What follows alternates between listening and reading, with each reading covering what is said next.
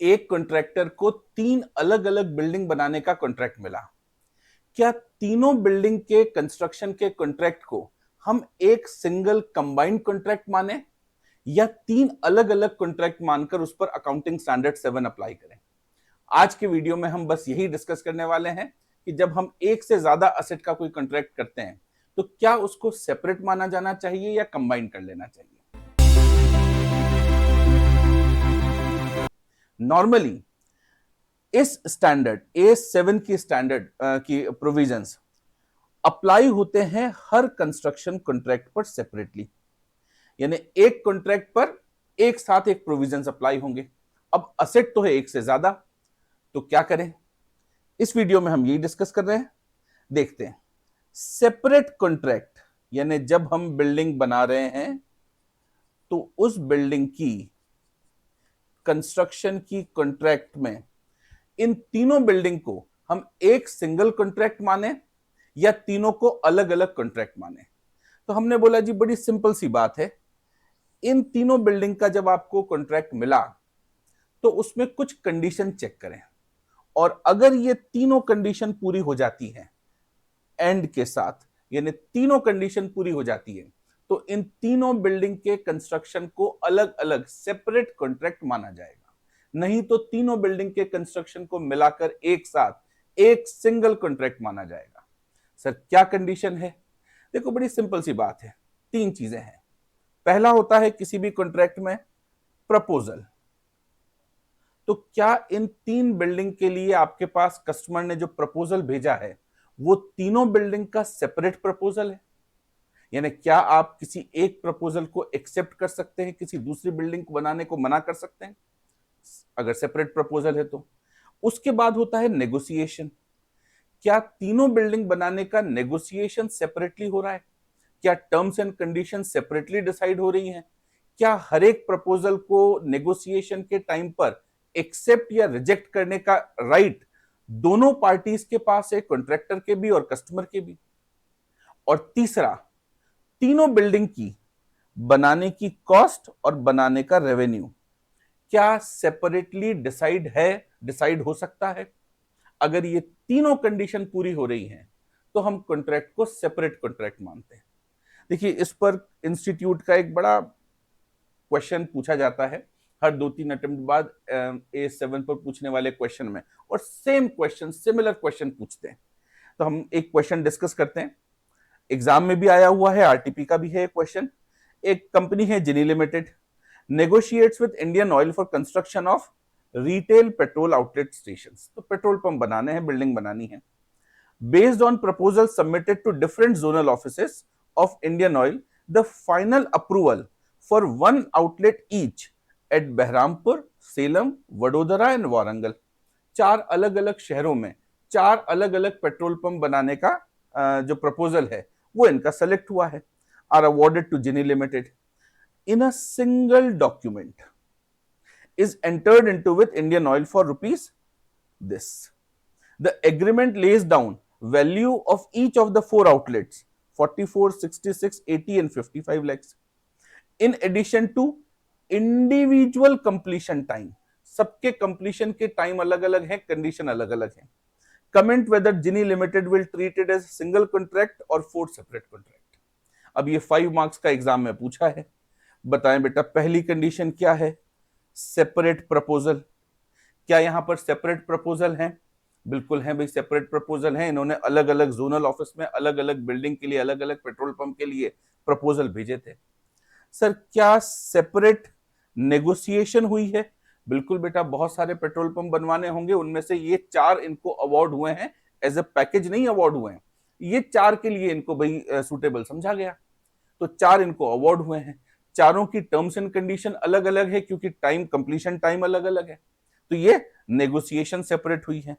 और तीसरा, क्या कॉस्ट और रेवेन्यू अलग अलग आइडेंटिफाई किए जा सकते हैं?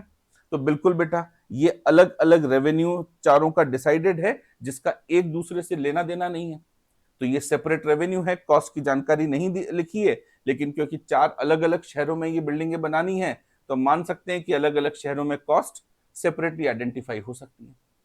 तो अगर ये कंडीशन तीनों फुलफिल हो रही हैं, तो ये हमारे लिए क्या हो गया सर, ये सेपरेट कॉन्ट्रैक्ट हो गया। इस बात से कोई फर्क नहीं पड़ता कि हमारा कस्टमर एक ही है, इंडियन ऑयल इस केस में।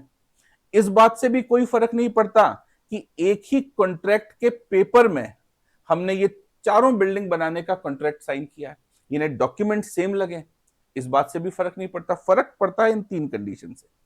और इस बात से भी कोई फर्क नहीं पड़ता कि एक ही मीटिंग में हो सकता है सारी असेट्स बनाने का कॉन्ट्रैक्ट हमें मिला हो। तो ये चीजें इररिलेवेंट हैं।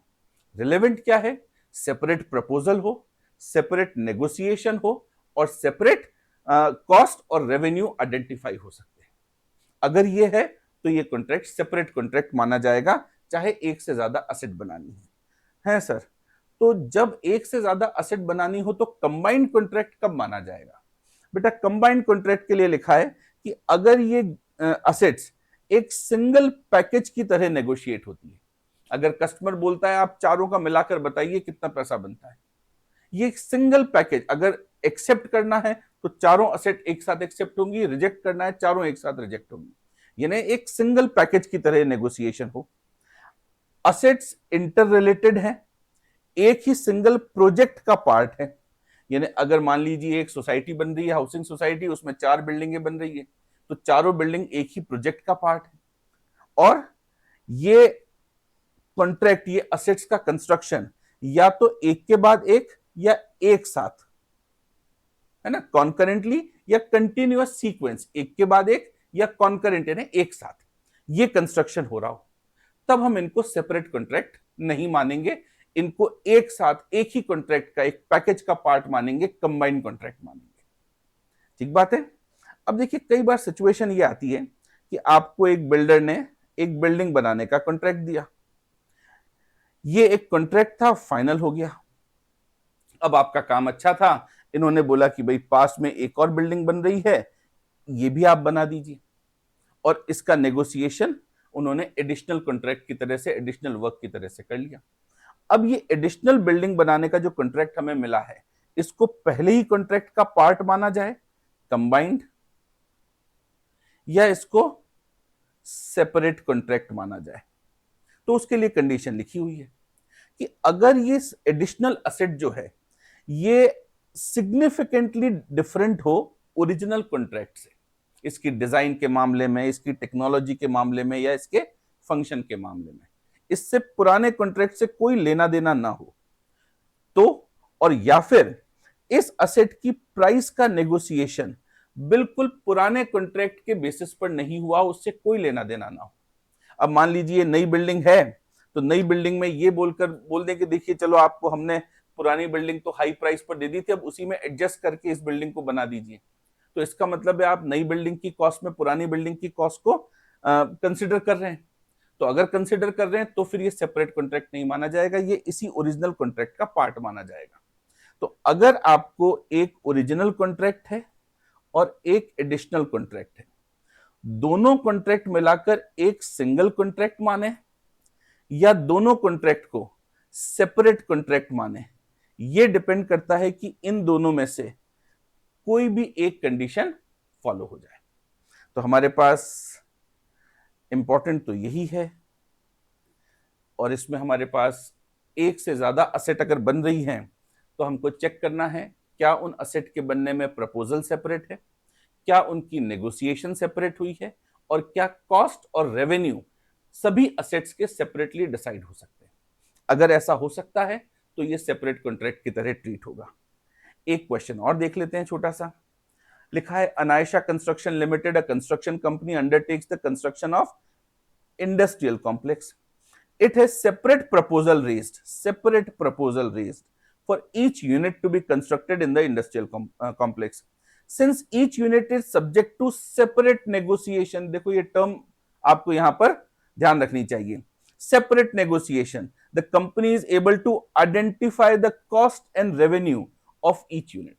तो इन्होंने तो डायरेक्ट क्वेश्चन में तीनों टर्म्स सीधी सीधी बता दी, सेपरेट प्रपोजल है, सेपरेट नेगोशिएशन है, और cost and revenue separately identifiable है। बताएं बेटा इसके बाद क्या इस बात से कोई फर्क पड़ेगा कि ये जो प्रपोजल है ये एक ही कॉन्ट्रैक्ट में हुआ हो, एक ही पेपर पर साइन हुआ हो, यानी एक सिंगल पेपर पर ये कॉन्ट्रैक्ट हुआ हो, हमने कहा नहीं फर्क पड़ेगा। कस्टमर एक हो, क्या इससे कोई फर्क पड़ेगा? नहीं पड़ेगा। एक ही मीटिंग में ये फाइनल हो गया हो, इस बात से भी कोई फर्क नहीं पड़ेगा। फर्क किस बात से पड़ता है? 1, 2 एंड 3, इन 3 चीजों से पड़ता है। तो अब एक क्वेश्चन आपके लिए है, एग्जाम का क्वेश्चन है। इस क्वेश्चन को आप अच्छे से रीड करें और मुझे कमेंट में बताएं कि क्या आपको ये क्वेश्चन समझ में आया है और इसका आंसर क्या होगा। क्या इसमें, इस क्वेश्चन में लिखे हुए पार्ट में ये जो सेपरेट असेट्स हम लोग कंस्ट्रक्शन में बना रहे हैं, ये कंबाइंड कॉन्ट्रैक्ट यानी एक सिंगल कॉन्ट्रैक्ट माना जाएगा या ये सेपरेट कॉन्ट्रैक्ट माना जाएगा? इस वीडियो के लिए इतना ही था। कमेंट जरूर करें आंसर। आज के लिए यहीं तक। Thank you.